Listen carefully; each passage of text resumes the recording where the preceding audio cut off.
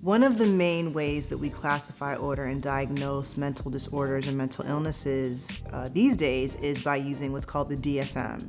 And currently we're up to number 5. So the DSM-5, as people abbreviate it, is known as the Diagnostic and Statistic Manual for Mental Disorders. We look at people's symptomology and how their symptomology relates to a specific category. For example, if you're irritable, if you're anxious, if you are having maybe rituals or routines to control your anxiety, you might be classified as an anxiety disorder. What works about this system is it allows people to understand what they're experiencing, the symptoms that they're suffering with are treatable and are understood by mental health professionals. The drawback to the DSM is that, like I said, it's a guide. So it's not something that has to always be set in stone. When I provide a diagnosis to a patient after I've done a complete psychiatric evaluation, it's really a provisional diagnosis.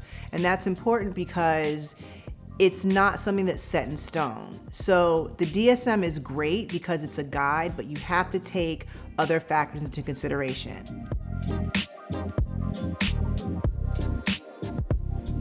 If you have a broken arm, you can see there's a broken arm. There's a simple evidence-based approach to treat the broken arm.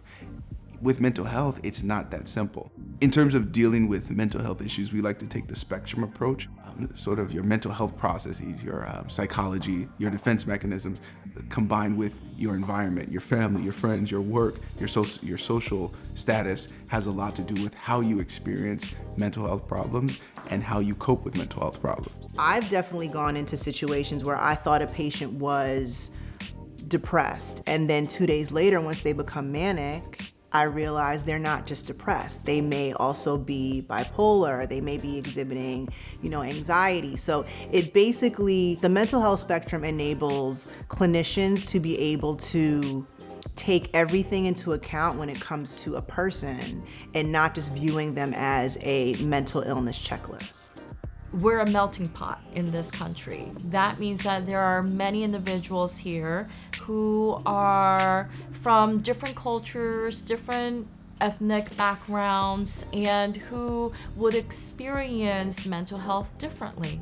So it is important to practice what I would call cultural humility, which is not assuming that you know everything and not judging a person's experiences based on what you believe is right or wrong, what a clinician believes is right or wrong. The spectrum thinking takes away the approach that I'm the doctor, I'm treating you, and more of a collaborative approach where I'm the doctor, we're working together to make your life improve, make your life more manageable for yourself and for your family.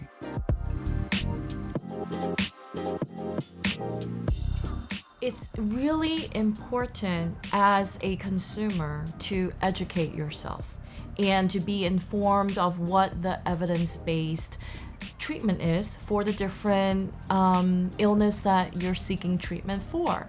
There is a lot of information out on the internet, and not all of it is accurate, so you have to make sure that the information you're receiving is coming from a reputable source.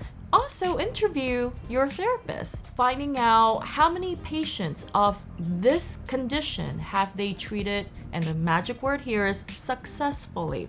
Not all therapists have treated every single diagnosis under the sun. If you feel that someone isn't connecting with you, if you feel that someone isn't giving you the type of attention that you feel that you know you deserve, if you feel like someone has diagnosed you with something that you just don't necessarily agree with, that's okay. You can always seek out someone else. Some people might be ashamed of what they're experiencing or embarrassed by the symptoms that they're experiencing. And the reality is that if 1 in 5 Americans are also suffering from a mental illness, a lot of people are with you. People are recognizing that they need to be their own advocates, which is something that I always tell my patients, because look, I'm one person and I'm a human being. I know a lot of stuff, but I don't know everything. And It's important for people to feel empowered when it comes to their medical care, especially when it comes to their mental health care. If you're struggling with anything, your mood, your thoughts, your actions, substance abuse, your relationship with other people, it's very important to reach out to someone. It could be a guy on your porch next door. It could be your mom. It could be a clinician. It could be a doctor. But the worst thing is to